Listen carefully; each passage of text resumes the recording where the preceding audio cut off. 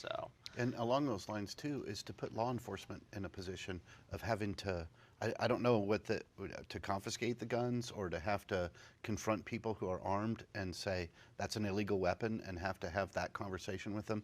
So I don't know. And the other question I have is if I have to turn in my guns, do I get compensated for them? Because that's elsewhere in the Constitution that says that you can't deprive me of my property without just compensation. So I don't know. I don't know about that. Makes you yeah. wonder if they're going to eventually go to the like Australia did, which ended up backfiring.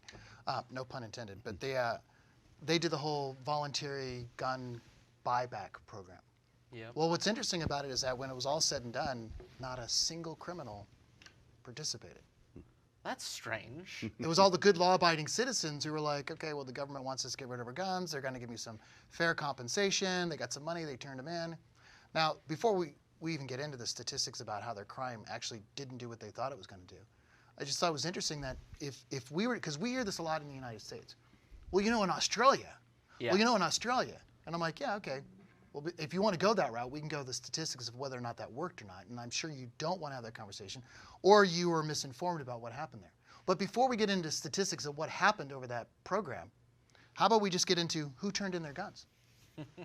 The law-abiding citizens. Who didn't turn in their gun? The non-law-abiding citizens. And if that's what you want to happen in the United States and you want to use Australia as an example, then again, what you're asking is, hey, law-abiding citizens, even though you're not doing anything wrong, we want you to do this because then we're going to feel safer, which is ridiculous because then you have less people with the ability to defend themselves and other people, Yeah. and you have more of the bad people. I mean, look at Chicago. I don't know how people in this mindset ignore examples like Chicago, some of the strictest gun laws in the entire country, and yet some of the highest homicide by gun activity in the country. They ignore that. Anytime you bring it up, they go, well, you know, those guns are being shipped in from Indiana. I don't care if they're coming from Canada. You're missing the point. The point is bad people will still have guns. Good people will not be able to defend themselves. Bad people with guns, knowing that there's less good people with guns, know that they've got more targets. They're more emboldened. Yep. I always tell people this, especially when it comes to like schools, because we talked about the Florida thing. And schools always have like signs and they broadcast. You know, thanks to former Senator Joe Biden. We now have gun-free zones.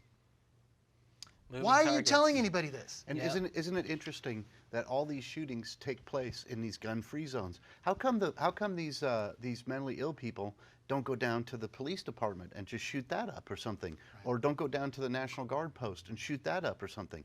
And there's a reason why they go to these schools and everything, because they know they're gun-free zones.